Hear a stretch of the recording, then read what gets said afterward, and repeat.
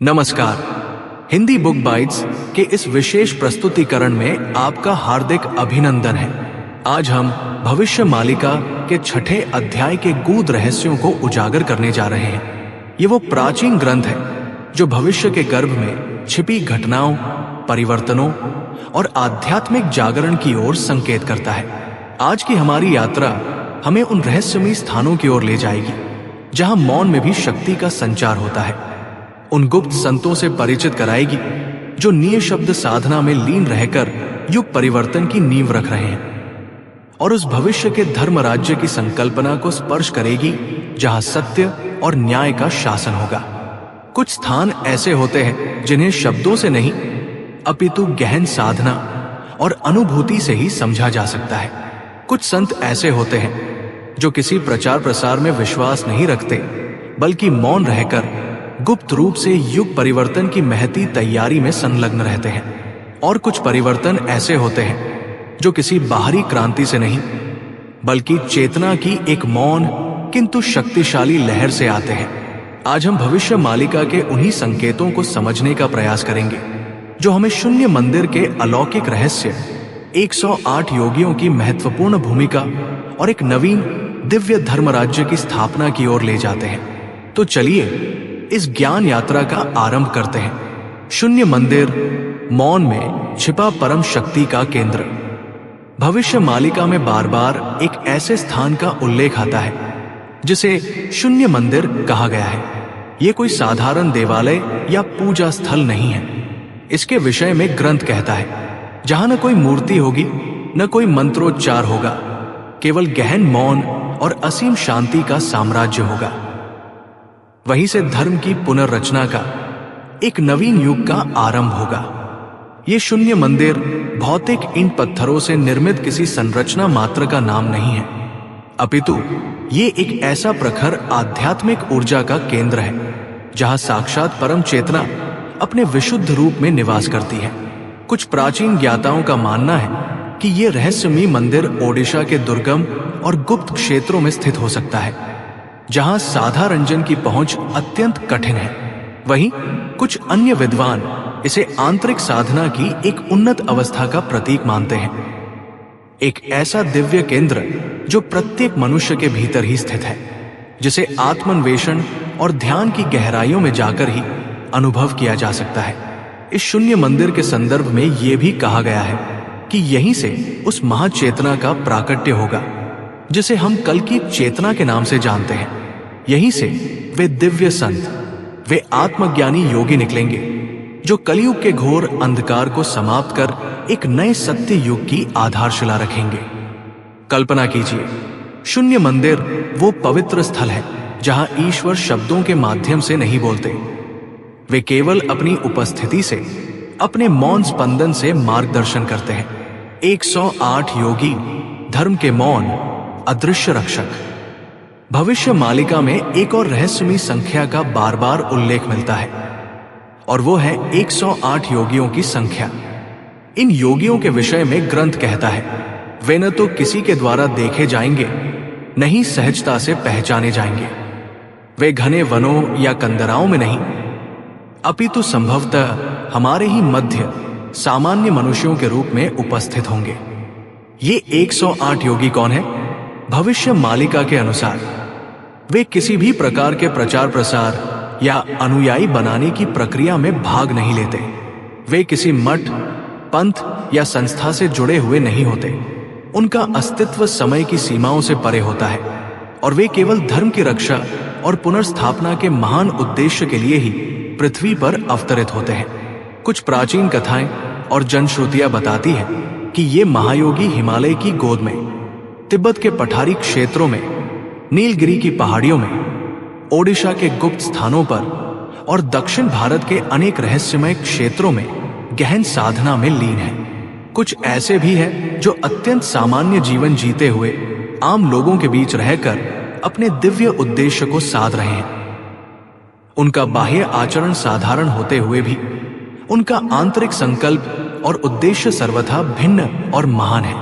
यही वे योगी हैं जो भविष्य में अवतरित होने वाले कल की भगवान के प्रमुख सहायक बनेंगे और धर्म की स्थापना में उनकी सहायता करेंगे। इन योगियों का प्राकट्य तब होगा जब ये संसार पूर्ण रूप से अराजकता, अधर्म और नैतिक पतन की गहराइयों में डूब चुका होगा। जब अधर्म और अन्याय अपनी समस्त सीमाओं को लांघ जाएगा, जब मानवता त्राही त्राही कर उठेगी, तब ये मौन तपस्वी, ये गुप्त योगी धर्म की प्रखर तलवार लेकर समाज के सम्मुख प्रकट होंगे। भ्रष्ट व्यवस्था का अवश्यंभावी अंत, अधर्म और अन्याय की पराजय, भविष्य मालिका में तत्कालीन और भविष्य की सामाजिक, राजनीतिक और धार्मिक व्यवस्था के पतन की स्पष्ट और विस्तृत भविष्यवाणी की गई है। ग्रंथ के अनुसार एक ऐसा समय आएगा जब शासक अधर्मी और प्रजा पीड़क हो जाएंगे, न्याय प्रणाली बिकाऊ हो जाएगी, धर्म केवल एक व्यापार बनकर रह जाएगा और ज्ञान का स्थान मनोरंजन ले लेगा। यदि हम निष्पक्ष होकर वर्तमान समय का अवलोकन करें तो ये संकेत हमें अपने चारों ओर स्पष्ट रूप से दिखाई देने लगते हैं। राजनीति में छलकपट, स्वार्थ और अवसरवादिता का बोलबाला, धर्म गुरुओं और धार्मिक संस्थाओं में लोभ, पाखंड और सत्ता की लिप्सा का प्रवेश, शिक्षा प्रणाली में वास्तविक ज्ञान और नैतिक मूल्यों के स्थान पर केवल भौतिक सफलता का महत्व, न्याय व्यवस्था का केवल शक्तिशाली और धनवानों के पक्ष में झुक जाना।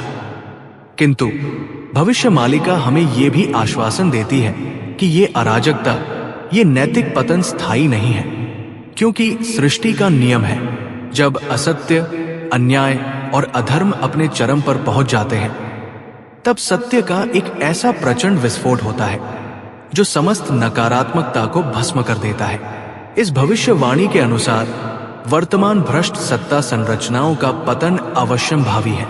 धर्म के नाम पर चल रही दुकानें और संस्थाएं बेनकाब होंगी और आम जनता अज्ञान की निद्रा से जागेगी। इस संपूर्ण प्रक्रिया को सहार काल या परिवर्तन काल कहा गया है। एक ऐसी अवधि जहां जो कुछ भी पुराना, जर्जर और अप्रासंगिक है वो नष्ट हो जाएगा, ताकि उसके पर कुछ नवीन, शुद्ध और कल्याणकारी सृजन हो सके। कभी कभी किसी पुरानी और जर्जर व्यवस्था का टूटना और बिखरना अत्यंत आवश्यक हो जाता है, ताकि एक नवीन चेतना, एक नई आशा और एक नई दिशा का जन्म हो सके। धर्म राज्य की स्थापना, जब सत्य और न्याय करेंगे शासक। भविष्य मालिका केवल पतन और विनाश की ही भविष्यवाणी नहीं करती, अपितु एक ऐसी दिव्य और आदर्श व्यवस्था की भी कल्पना प्रस्तुत करती है जिसे धर्म राज्य कहा गया है। इस धर्म राज्य के विषय में ग्रंथ कहता है, उस युग में न कोई राजा होगा, न कोई मंत्री होगा, केवल शाश्वत धर्म ही सबका मार्गदर्शक होगा। वही राष्ट्र, वही समाज उन्नति करेगा जहां न्याय, करुणा, प्रेम और सत्य का साम्राज्य स्थापित होगा। ये धर्म राज्य किसी विशेष मत, पंथ या संप्रदाय पर आधारित धार्मिक साम्राज्य नहीं होगा, बल्कि एक ऐसा आदर्श समाज होगा जहां प्रत्येक नीति, प्रत्येक कानून सत्य और न्याय पर आधारित होगा। शासन का उद्देश्य केवल सेवा और लोक कल्याण होगा, न कि शोषण या स्वार्थ सिद्धि। शिक्षा प्रणाली ऐसी होगी जो न केवल बौद्धिक विकास करे, अपितु आत्मा को भी सुसंस्कृत और विकसित करे। धर्म का अर्थ केवल पूजा पाठ या कर्म का नहीं, बल्कि पवित्र आचरण, नैतिकता और मानवीय मूल्य होगा। ये धर्म राज्य किसी जाति, वर्ण, लिंग या मजहब के आधार पर नहीं चलेगा, बल्कि इसकी नींव सार्वभौमिक मानवीय मूल्यों पर रखी जाएगी।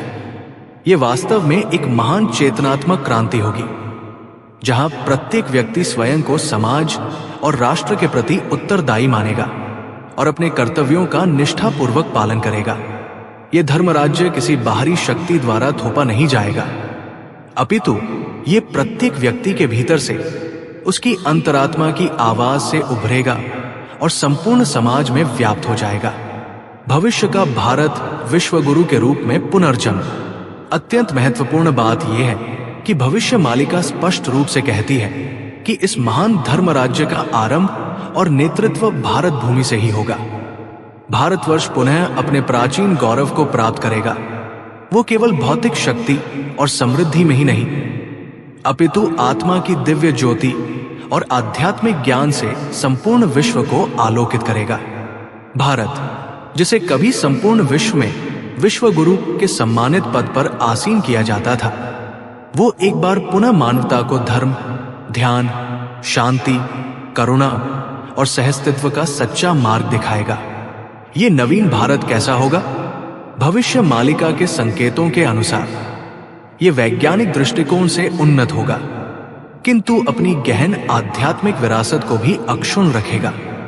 ये आधुनिकता के समस्त सकारात्मक पहलुओं को आत्मसात करेगा, परंतु अपने शाश्वत नैतिक मूल्यों और सांस्कृतिक जड़ों से मजबूती से जुड़ा रहेगा।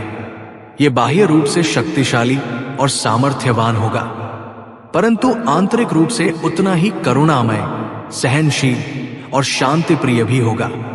उद्घोषक, ये भारत केवल एक भौगोलिक सीमाओं में बंधा राष्ट्र नहीं होगा, अपितु ये एक विचार होगा, एक दर्शन होगा, एक जीवन पद्धति होगी जो धीरे धीरे संपूर्ण पृथ्वी पर फैलेगी और समस्त मानवता का कल्याण करेगी।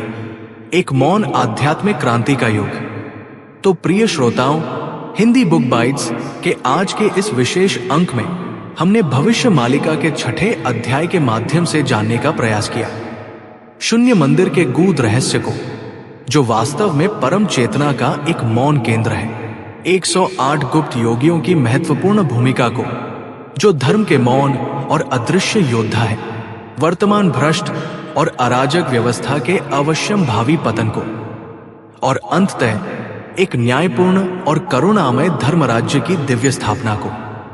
ये समझना महत्वपूर्ण है कि भविष्य मालिका में वर्णित घटनाएं केवल कपोल कल्पित कथाएं या भविष्यवाणियां मात्र नहीं हैं, अपितु ये हमारे अपने समय में घटित हो रही एक अदृश्य, सूक्ष्म किंतु शक्तिशाली प्रक्रिया का वर्णन है, जो अत्यंत धीमी गति से किंतु निश्चित रूप से अपना आकार ले रही है।